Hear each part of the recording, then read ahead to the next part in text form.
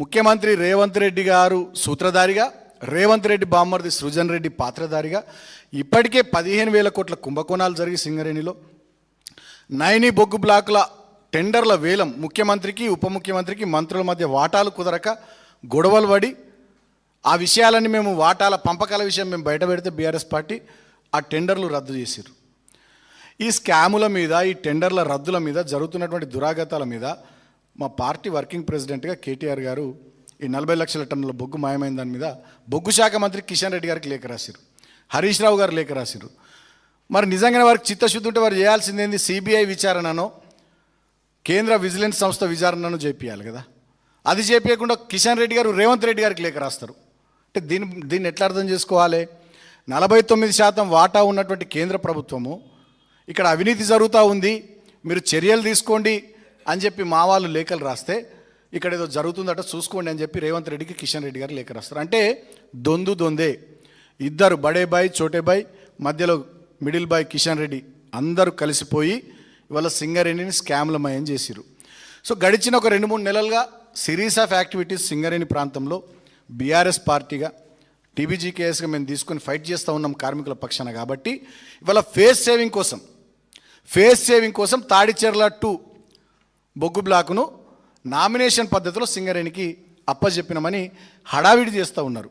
ఒకవైపు కిషన్ రెడ్డి గారు మేము ఇచ్చినామని, మేమే తెచ్చినామని బట్టి గారు. నేను అడుగుతూ ఉన్నా, ఇచ్చేటైన ఆయన తెచ్చేటైన మీరే అయితే జేబీ ఆర్ఓసి 3, అదేవిధంగా శ్రావణపల్లి ఓసి, కోయగూడెం 3, కేకే 6 మరి ఇవి 4 ఉన్నాయి కదా గతంలో యాక్షన్కి పెట్టినాయి. దాంట్లో 2 వేరే వాళ్ళు వచ్చి వాళ్ళు పని చేసుకుంటలే వెళ్ళిపోయారు, ప్రైవేట్ వాళ్ళు. టైం కూడా పూర్తయింది. మరి వాటిని కూడా నామినేషన్ పద్ధతిలో కేటాయించవచ్చు కదా. నేను అడుగుతూ ఉన్న మంత్రి కిషన్ రెడ్డి గారిని, అడుగుతూ ఉన్న డిప్యూటీ సీఎం బట్టి గారిని, మీరు తెచ్చేటోళ్ళే వాళ్ళు ఇచ్చేటోళ్ళే అయితే 3 ఏళ్ళు ఏం చేసిరు? గుడ్డిగురాల పళ్ళు దోమినరా? బీఆర్ఎస్ పార్టీ టీబీజీకేఎస్ ఇవాళ సింగరేణి ప్రాంతంలో పెద్ద ఎత్తున పోరాటం చేస్తూ ఉంటే మెడికల్ బోర్డు ఏమైంది? ఈ స్కామ్ల సంగతి ఏంది? 40 లక్షల టన్నుల బొగ్గెట్ల మాయమైంది? సింగరేణిని అదానికో అంబానికో అప్పజెప్పేటట్టు ప్రయత్నాలు జరుగుతూ ఉన్నాయి.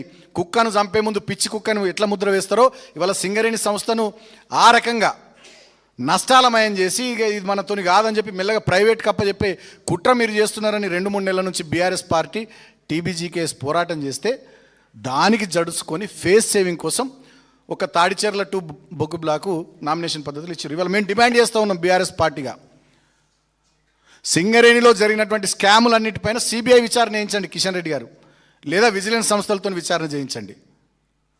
మేడిగడ్డలో 2 పిల్లర్లు గుంకితే దన్న నురుకొస్తుంది కానీ ఎన్డీఎస్సీఏ. లక్షల కుటుంబాలు ఆధారపడ్డటువంటి సింగరేణి, తెలంగాణలో 9 జిల్లాల్లో విస్తరించున్నటువంటి సింగరేణి, 11-12 అసెంబ్లీ నియోజకవర్గాలు డైరెక్ట్గా, ఓ 13-14 అసెంబ్లీ నియోజకవర్గాలు ఇండైరెక్ట్గా, 46,000 కార్మిక కుటుంబాలు, ఓ 20-30 వేల కాంట్రాక్ట్ కార్మిక కుటుంబాలు, ఓ 40-50 వేల రిటైర్డ్ కార్మిక కుటుంబాలు, 1,00,000 కుటుంబాలు డైరెక్ట్గా, ఇంకొక 5-6 లక్షల కుటుంబాలు ఇండైరెక్ట్గా, మొత్తం ఆ ప్రాంతంలో ఒక 15-20 లక్షల కుటుంబాలు సింగరేణి మనుగడ మీద ఆధారపడి జీవితాన్ని బెల్లంపల్లి, ఆసిఫాబాద్ నుంచి మొదలుకుంటే సత్తుపల్లి, కొత్తగూడెం దాకా కొనసాగిస్తున్నటువంటి తరుణంలో ఆ సంస్థలో జరుగుతున్నటువంటి అవినీతి మీద విచారణ జరిపించే బాధ్యత కిషన్ రెడ్డి గారు మీ మీద లేదా? కేంద్ర ప్రభుత్వం మీద లేదా? నేను అడుగుతా ఉన్నా. మేడిగడ్డలో 2 పిల్లర్లు గుంగితే ఉరికొస్తుంది ఎన్డీఏ ఒకటే రోజులో. సింగరేణిలో ముఖ్యమంత్రి బామ్మర్ది సృజన్ రెడ్డి పాత్రధారిగా, ముఖ్యమంత్రి రేవంత్ రెడ్డి సూత్రధారిగా ఇవాళ స్కాములు జరుగుతూ ఉంటే, 15,000 కోట్ల కుంభకోణాలు జరుగుతూ ఉంటే, నైని బొగ్గు బ్లాక్ టెండర్ల వేలం రద్దయితే సిబిఐ ఎందుకు వేయరు విచారణ? కేంద్ర విజిలెన్స్ సంస్థలతో ఎందుకు విచారణ జరిపించరు? నేను అడుగుతా ఉన్నా. అమిత్ షా గారు వచ్చి తిడతారు ఇక్కడ ఆర్ఆర్ ట్యాక్స్ అని, ప్రధానమంత్రి మోడీ గారు వచ్చి తిడతారు ఆర్ఆర్ ట్యాక్స్ అని. ఇవాళ ఆధారాలతో సహా మా హరీషన్న పవర్ పాయింట్ ప్రజెంటేషన్ ద్వారా మొన్న మా దగ్గర మందమరిలో కానీ, కేతన్పల్లి మున్సిపాలిటీ పరిధిలో, గోదావరిఖనిలో, భూపాలపల్లిలో, కొత్తగూడెంలో ఆధారాలతో సహా సింగరేణిలో ఎట్లా స్కాములు జరిగినాయని రైట్ టు ఇన్ఫర్మేషన్ యాక్ట్ ద్వారా వివరాలు తీసుకొని ప్రజెంట్ చేస్తే, బయట పెడితే ఎందుకు వీటి మీద మీరు కేంద్ర ప్రభుత్వ సంస్థలు దృష్టి సారించరు? ఎందుకు విచారణ జరిపించారని నేను కేంద్ర మంత్రి కిషన్ రెడ్డి గారిని అడుగుతా ఉన్నా. మీకు రేవంత్ రెడ్డి గారికి ఉన్నటువంటి లోపల సంబంధం ఏందని నేను అడుగుతా ఉన్నా. రేవంత్ రెడ్డిని, కాంగ్రెస్ ప్రభుత్వాన్ని రక్షించే ప్రయత్నం కిషన్ రెడ్డి గారు మీరు ఎందుకు చేస్తున్నారని అడుగుతా ఉన్నా. మీకు ఈ అవినీతిలో వాటా లేకుంటే, భాగస్వామ్యం లేకుంటే సిబిఐ విచారణకు సింగరేణిలో ఎందుకు ఆదేశం ఇస్తలేరు మీరు? కేంద్ర విజిలెన్స్ సంస్థల విచారణకు ఎందుకు మీరు ముందుకు వస్తలేరో ఇవాళ నేను అడుగుతా ఉన్నా. ఇవాళ సింగరేణి కార్మికులకు, తెలంగాణ ప్రజలకు అర్థమైపోయింది. కిషన్ రెడ్డి గారు, రేవంత్ రెడ్డి గారు బాయి అలాయ్ బాలాయి తీసుకున్నారు. ఇద్దరు కలిసి సింగరేణిలో ఈ రకమైనటువంటి కుట్రలకు పాల్పడుతూ ఉన్నారని వాళ్ళు అర్థమైంది. నేను ఇంకొక విషయం కూడా గుర్తు చేస్తూ ఉన్నా. గతంలో మేము ఇచ్చిన 16,500 ఉద్యోగాల మీద ఇవాళ విజిలెన్స్ విచారణ పేరిట ఆ కుటుంబాలను వేధిస్తూ ఉన్నారు, అధికారులను వేధిస్తూ ఉన్నారు రాష్ట్ర ప్రభుత్వం. మరి గిన్ని స్కాములు జరిగినటువంటి ఈ సింగరేణిలో, ఇన్ని దుర్మార్గాలు దురాఘాతాలు జరుగుతున్నటువంటి ఈ సింగరేణిలో వీళ్ళు చేస్తున్నటువంటి అవినీతి మీకు ఎందుకు కనబడతలేదు కిషన్ రెడ్డి గారని నేను అడుగుతా ఉన్నా. కేంద్ర ప్రభుత్వం ఏం చేస్తూ ఉందని చెప్పి నేను అడుగుతా ఉన్నా. ఇప్పటికైనా మీరు కళ్ళు తెరవాలి. ఏదో ఫేస్ సేవింగ్ కోసం మీరు కాంగ్రెస్ కలిసి ఒక్క బొగ్గు బ్లాక్ను కేటాయించడం కాదు, సింగరేణి మొత్తం ప్రాంతంలో విస్తరించున్నటువంటి అన్ని బొగ్గు బావుల్ని, అన్ని ఓపెన్ కాస్ట్ మైన్స్ని సింగరేణి సంస్థకే అప్పచెప్పాలని మేము డిమాండ్ చేస్తూ ఉన్నాం. బీఆర్ఎస్ పార్టీగా సింగరేణి సంస్థకే అప్పచెప్పాలని మేము డిమాండ్ చేస్తూ ఉన్నాం. లేకపోతే ఖచ్చితంగా సింగరేణి కార్మికుల పక్షాన మేము పోరాటం చేస్తాం. ఎందుకంటే సింగరేణి అనేది తెలంగాణ కొంగు బంగారం. గతంలో సింగరేణికి సంబంధించి బీఆర్ఎస్ పార్టీ ప్రతిపక్షంగా కానీ, ఆనాడు ఉద్యమ పార్టీగా కానీ, అధికార పార్టీగా కానీ, వాళ్ళ ప్రధాన ప్రతిపక్షంగా కానీ ఒకటే స్టాండ్ మీద ఉన్నది. ఒకప్పుడైతే కేసీఆర్ గారు ఎంత దూరం ఆలోచించారంటే సింగరేణిని ఒక గ్లోబల్ ఆర్గనైజేషన్ చేయాలి, ప్రపంచవ్యాప్తంగా దీన్ని విస్తరించాలి, పెద్ద ఎత్తున మైనింగ్ యాక్టివిటీ కాకుండా, కేవలం కోల్ మైనింగ్ యాక్టివిటీ కాకుండా ఇతర అనేక మినరల్స్ మైనింగ్ యాక్టివిటీలోకి ప్రపంచవ్యాప్తంగా దీన్ని ఒక గ్లోబల్ ఆర్గనైజేషన్ చేయాలి, పెద్ద ఎత్తున దీన్ని ముందుకు తీసుకుపోవాలని చెప్పి వారు ఆశించారు.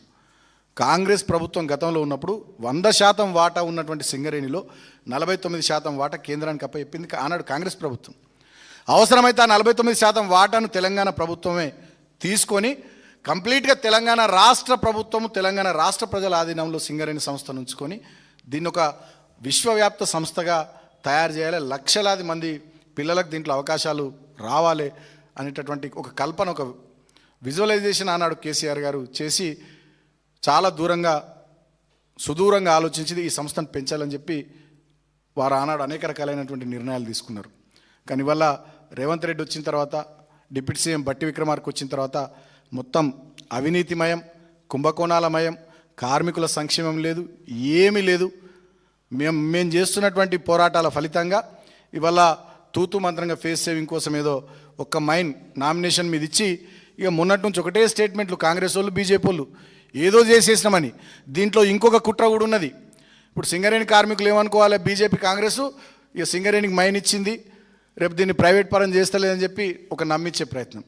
మెడికల్ బోర్డు పెట్టకుండా, ఉద్యోగాలు ఇవ్వకుండా కాంగ్రెస్ చేస్తున్నటువంటి దుర్మార్గం నుంచి కార్మికుల దృష్టిని మరల్చే ప్రయత్నం. బీఆర్ఎస్ పార్టీ చేసినటువంటి ఆధారాలతో సహా రుజువు చేసినటువంటి వివిధ అవినీతి అక్రమ స్కాముల నుంచి కార్మికులు ప్రజల దృష్టిని మరల్చే ప్రయత్నం తప్ప ఇంకొకటి కాదు. మీకు చిత్తశుద్ధి ఉంటే మళ్ళీ డిమాండ్ చేస్తూ ఉన్నాం, కిషన్ రెడ్డి గారు, కేంద్ర ప్రభుత్వ సంస్థల చేతి ఇక్కడ జరుగుతున్న అవినీతి పైన విచారణ చేయించండి.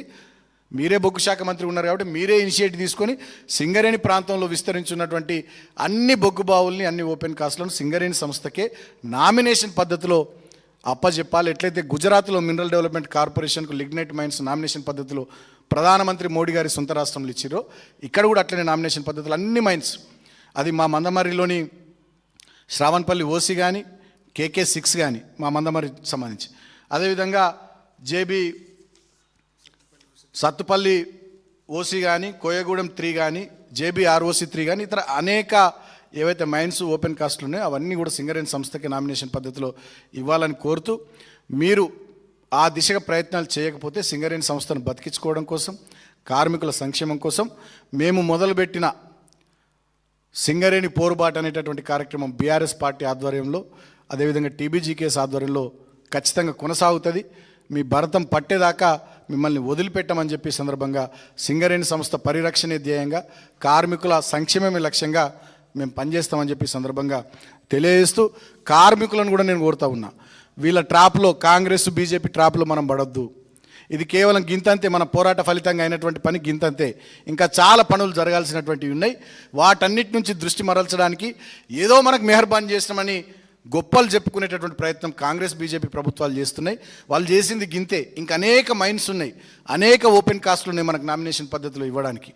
అవన్నీ ఇచ్చినాడు నిజంగా వీళ్ళకు చిత్తశుద్ధి ఉన్నట్టు తప్ప ఏదో ఒక్కటి ఇచ్చి ఇవాళ ఈ ప్రాంతంలో వస్తున్నటువంటి వ్యతిరేకతను, ఈ ప్రాంతంలో కార్మికుల్లో ఉన్నటువంటి కోపాన్ని, ఆగ్రహాన్ని ఏదో తగ్గించే, మినిమైజ్ చేసేటటువంటి కుట్ర ప్రయత్నం వాళ్ళు ఏదైతే చేస్తూ ఉన్నారో దాన్ని కూడా కార్మిక సోదరులు సోదరిమణులు ఆ ప్రాంత ప్రజానికం గమనించాలి.